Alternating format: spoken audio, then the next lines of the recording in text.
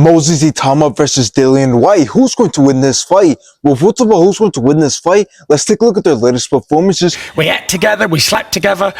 He was a part of our team. No, Oh, shit! we didn't sleep together, I'm bro. sorry, man! No, we didn't sleep together, bro. In which Moses Itauma fought Dempsey McKean, in which Moses Itauma dropped Dempsey McKean. That body, you might be in trouble. Moses Itauma then knocked out Dempsey McKean in round one.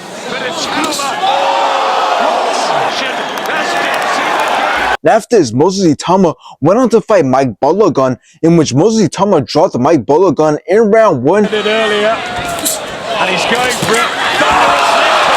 Moses Itauma then dropped Mike Bologun. Fella outside of the ring, and Moses Itauma then knocked out Mike Bologun in round two.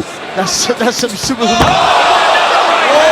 Now let's take a look at Dillian Whyte's latest performances, in which he fought Christian Hammer, in which Dillian Whyte started off very fast, put a lot of punishment on Christian Hammer, and Christian Hammer ended up quitting on the stool at the end of round three. And after this, Dillian Whyte went on to fight Ebenezer Tete, in which both started off very fast, both went back and forth, both landed some great shots, but Ebenezer Tete ended up quitting on the stool at the end of round seven. Now this fight is going to be a really important and exciting fight for Moses Itauma, because this is going to be the hardest fight of his career, but honestly I believe he's going to get the job done pretty easily. As something that stood out to me that's honestly pretty funny but at the same time worrying for Dillian Whyte is the fact that Dillian Whyte's coach said that he's never seen Moses Itauma fight, so he doesn't know what he'll bring. Now what I'm hoping Moses Itauma's coach meant to say is that we all never seen Moses Itauma actually box and go the distance, since all of his fights have ended early, so nobody knows what he actually has to offer, since we've never seen him in the championship rounds. But if I'm being honest, I don't think this is what Dillian Whyte's coach meant. I think what he meant is that he hasn't studied Moses Itauma, which is a big red flag, because if he hasn't prepared Dillian Whyte for what's to come,